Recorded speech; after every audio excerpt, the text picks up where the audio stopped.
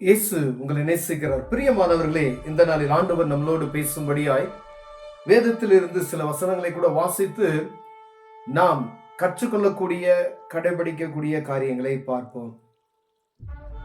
அது லூக்காவின் புஸ்தகம் 6வது அதிகாரம் 27, 28, 29 வசனங்கள் இப்படியாக சொல்லுகிறது.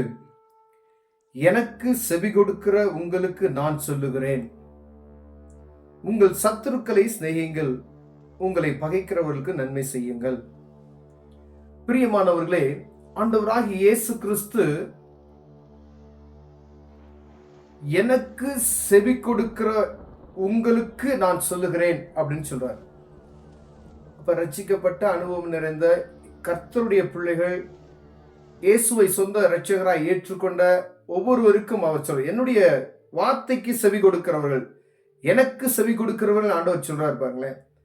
அப்ப அவருக்கு செவி கொடுக்கிறவங்க தான் இந்த காரியத்தை என்ன செய்ய முடியும், கடைபிடிக்க முடியும். யாரா இருந்தாலும் சரி, எந்த மதத்தினராக இருந்தாலும் சரி, இயேசுவனுடைய வார்த்தைக்கு கட்டுப்பட்டு நடக்கக்கூடிய ஒவ்வொருவருக்கும் அவர் சொல்லுகிறார், உங்களை சபிக்கிறவர்களை ஆசீர்வதியுங்கள், உங்களை நிந்திக்கிறவர்களுக்காக ஜெபம் பண்ணுங்கள், உன்னை ஒரு கன்னத்தில் அறைகிறவனுக்கு மறு கன்னத்தையும் கொடு, உன் அங்கியை எடுத்துக் கொள்ளுகிறவனுக்கு உன் வஸ்திரத்தையும் எடுத்துக்கொள்ள தடை பண்ணாதே, உன்னிடத்தில் கேட்கிற எவனுக்கும் கொடு, உன்னுடையதை எடுத்துக் கொள்ளுகிறவனிடத்தில் அதை திரும்ப கேளாதே, மனுஷர் உங்களுக்கு எப்படி செய்ய வேண்டும் என்று விரும்புகிறீர்களோ அப்படியே நீங்களும் அவர்களுக்கு செய்யுங்கள்.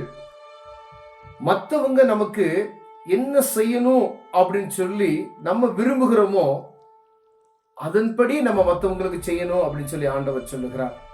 இந்த வசனங்கள் ஆண்டவர் சொல்லுகிற ஒவ்வொருவரையும், ஒருத்தங்க ஒரு கன்னத்தை அறைந்தா மறு கன்னத்தையும் காண்பிக்க கூடிய ஒரு பொறுமை ஒரு மனிதனுக்கு இருக்குமேனால் கிறிஸ்துவின் அவன் அன்பு அவனுக்குள்ளிருந்து வெளிப்படுகிறதை ஆண்டவர் சொல்லுகிறார். பிரியமான, ஏன்னா அவர் சர்வ வல்லமையுள்ள தேவன். அவர் மயிர் கத்திரிக்கிறவனுக்கு முன்பதாக நிற்கிற ஆட்டை போல நின்றார். அவர் சொன்னா, ஒரு வார்த்தை சொன்னா போதும், அண்ட சாஸ்திரங்களும் எல்லாம் நடுங்கும். அவர் சர்வ வல்லமையுள்ள தேவன். அவர் நமக்கு பொறுமையை கற்றுக் கொடுத்திருக்கிற அந்த பொறுமையை கடைபிடிக்கும்படியாய், ஒருவன் உன்னை கன்னத்தை அடிச்சா நீ அந்த கணத்தையும் திருப்பி கூட அவனை அடிக்கிறதுக்கு அப்படின்னு சொல்றார். அப்ப எவ்வளவு பொறுமையுள்ள மனிதனாய் நாம் இருக்க வேண்டும் என்பதற்காக ஆண்டவர் சொல்லுகிறார். பொறுத்தார் பூமி ஆழ்வார் என்று சொல்லுவார்கள், பார்த்திருக்கீங்களா? அதுதான் ஆண்டவர் சொல்லுகிற ஒவ்வொரு காரியத்திலும் ஒவ்வொரு அர்த்தம் உண்டு. பிரியமானவர்களே, உன்னிடத்தில் கேட்கிறவனுக்கு கொடு, உன்னுடைய எடுத்துக் கொள்கிறவனிடத்தில் அதை திரும்ப கேளாதே. யாராவது உங்ககிட்ட உன்னை கேட்கிறாங்க அப்படின்னு சொன்னா அதை கொடுங்க. உன்னுடையதை எடுத்துக் கொள்கிறவனுக்கு அதை திரும்ப கேளாதே. இது ஆண்டவர் சொல்லுகிற அந்த வார்த்தை யாருக்கு? ஒருவேளை ஊரெல்லாம் சுத்திட்டு அவங்க பாட்டுக்கு துன்மார்க்கம் அலைகிறவர்களுக்கு அப்படி சொல்லல.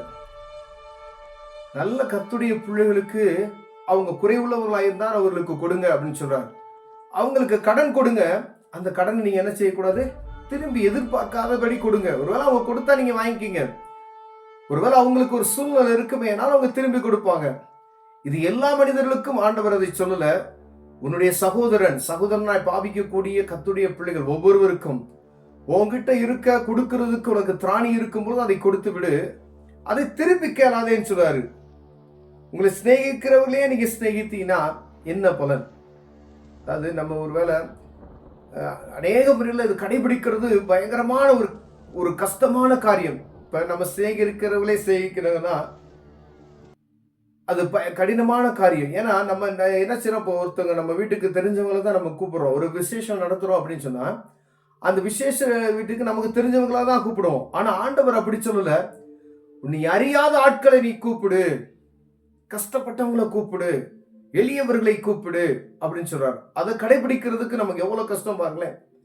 வேலை ஒரு திருமண வீட்டுக்குள்ள ஒரு அழுக்கான ட்ரெஸ் போட்டு ஒருத்தர் உள்ள வந்துட்டா நம்ம ட்ரீட் பண்றக்கூடிய காரியங்கள் நமக்கு தெரியும்.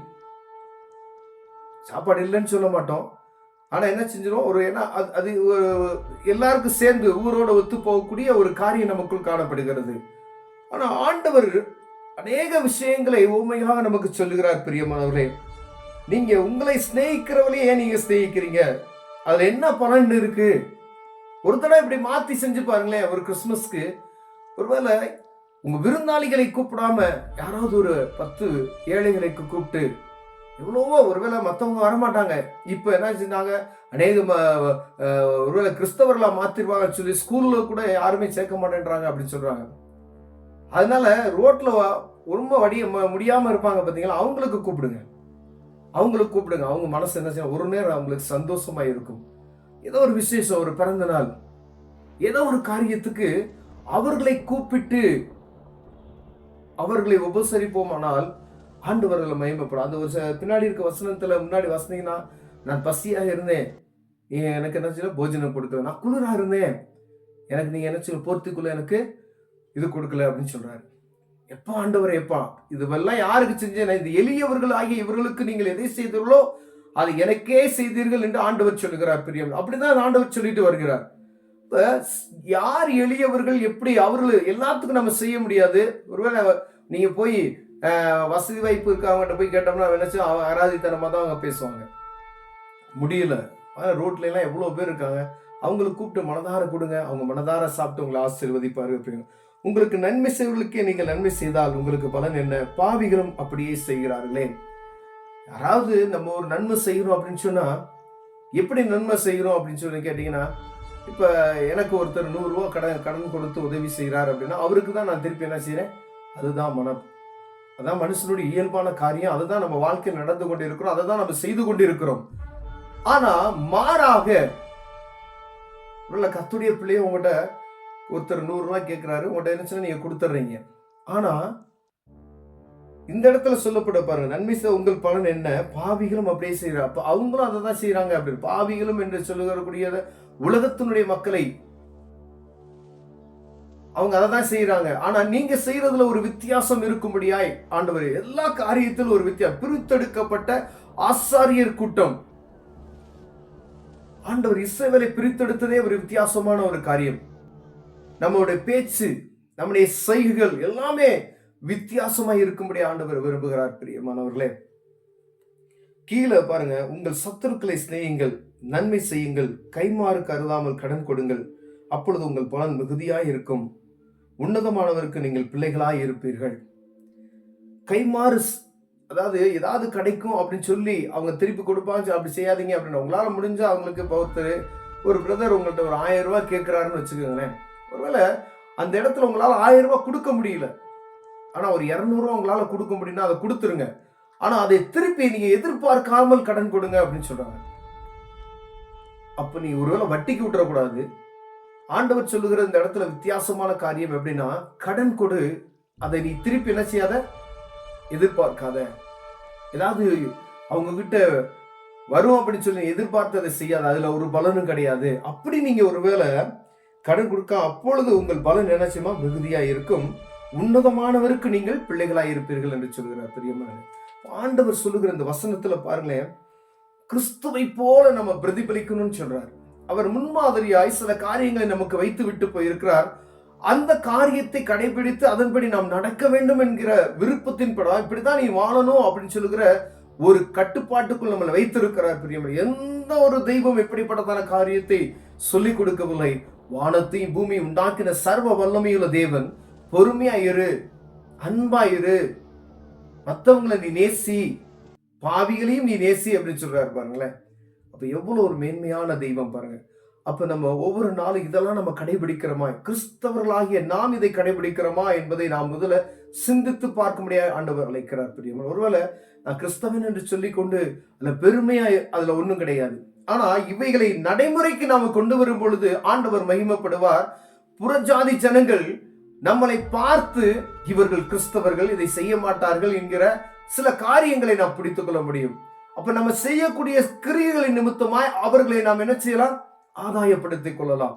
கண்களை மூடுவோம், ஜெபம் செய்வோம். அன்பின் தகப்பனே, இந்த அருமையான நாளுக்காய் ஸ்தோத்திரையா. ஆண்டவரே, உமக்கு செவி கொடுக்கிற ஒவ்வொருவருக்கும் கர்த்தர் இந்த வார்த்தைகளை நீ சொல்லி இருக்கிறீர். இதன்படி நடப்பதற்கு கடினம் தான் ஆண்டவரே. கிறிஸ்துவின் அன்பு எங்களுக்குள் வரும் பொழுது அதை கடைபிடிக்க முடியும்.